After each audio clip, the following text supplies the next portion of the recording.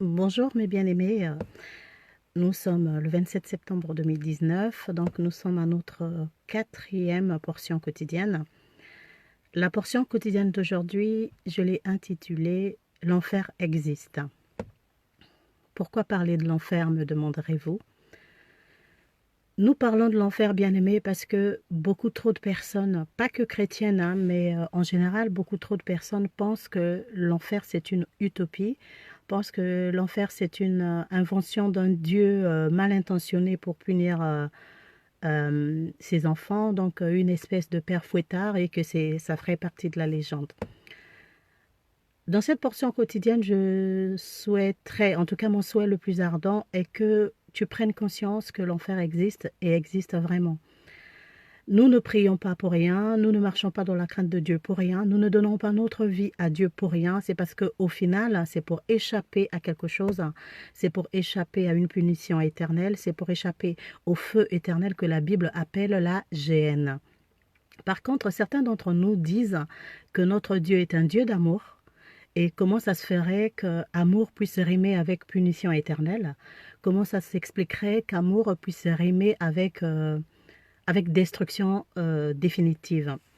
En fait, bien aimé, notre Dieu est un Dieu d'amour, c'est vrai, mais dans l'expression de cet amour, il nous a donné un choix. Il nous a donné un choix à faire.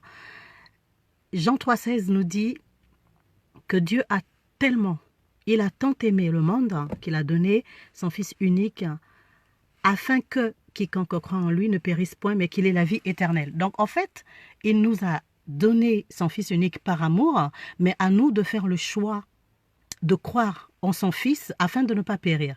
Donc en fait, la destruction ou le fait de périr est déjà là. Mais pour contrer cela, il nous a donné son Fils unique Jésus-Christ afin que nous puissions croire en lui et échapper à cela. Donc bien aimé, ne te leurre pas, hein, ne te laisse pas distraire. L'enfer existe vraiment. L'enfer existe. Apocalypse 20 et 21, dans ces chapitres-là d'Apocalypse, on parle de la géhenne. La géhenne, c'est ce feu éternel qui donc a été préparé pour le diable et pour ses anges. L'enfer n'a pas du tout été préparé pour les enfants de Dieu. Alors, ne te laisse pas berner par le diable.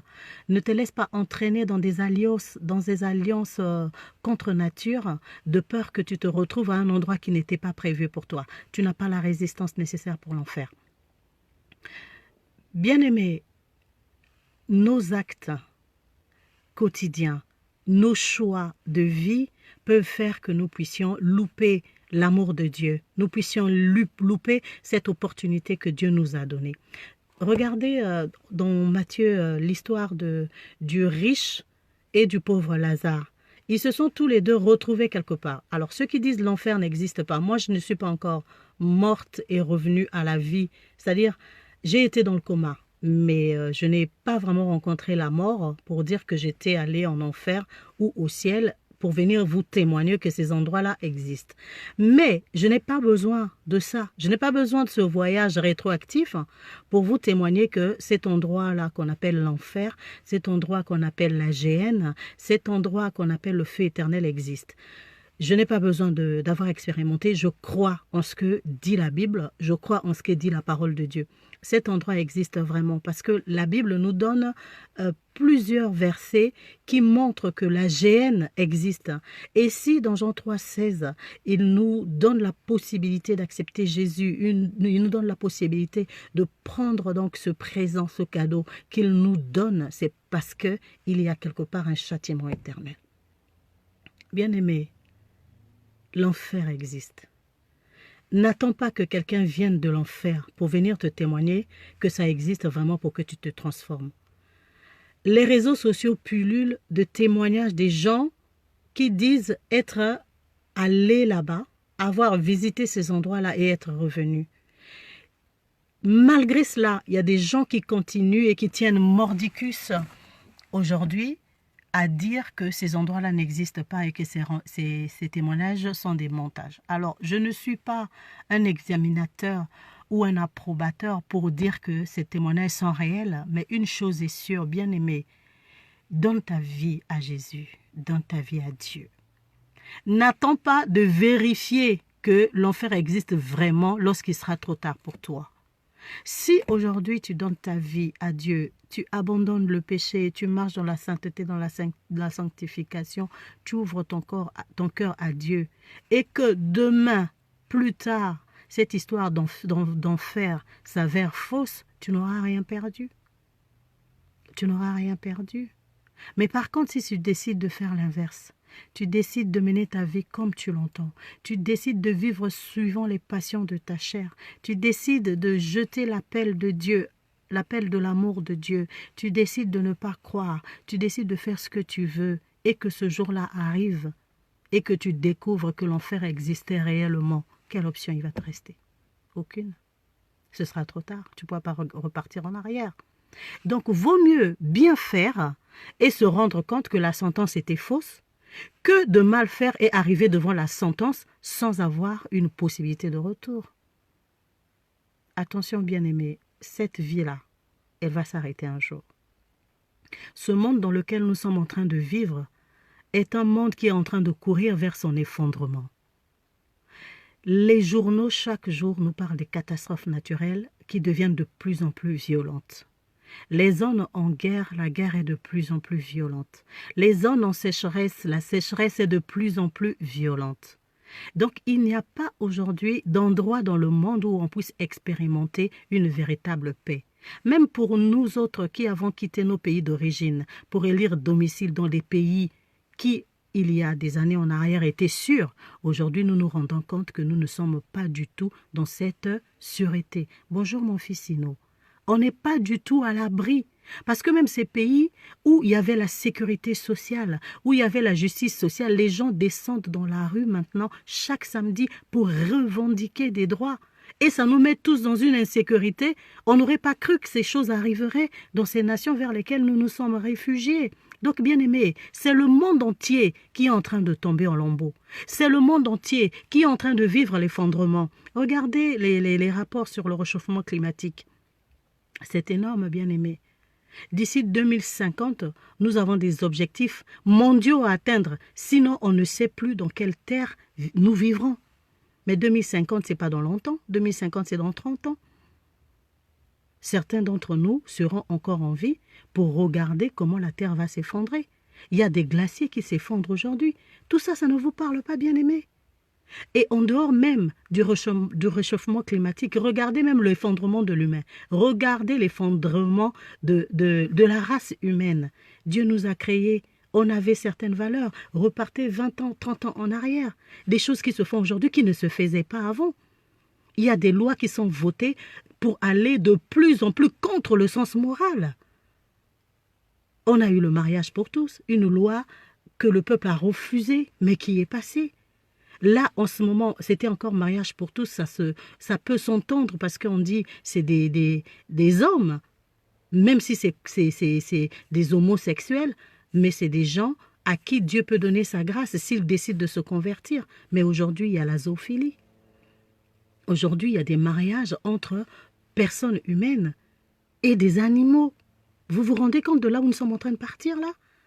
Même les mœurs sont en train de se dégrader d'une façon extraordinaire, à une vitesse vertigineuse. J'étais un jour dans le tramway, il y a 2 jeunes adolescents. Alors, la fille, je ne peux pas lui donner plus de 14 ans. Non, elle peut avoir entre 11 et 13 ans, cette petite fille-là.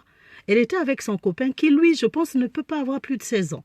Et les deux étaient en train de s'embrasser dans le tramway. Ils s'embrassaient vraiment goulûment. Ça nous a tous mis mal à l'aise là où on était.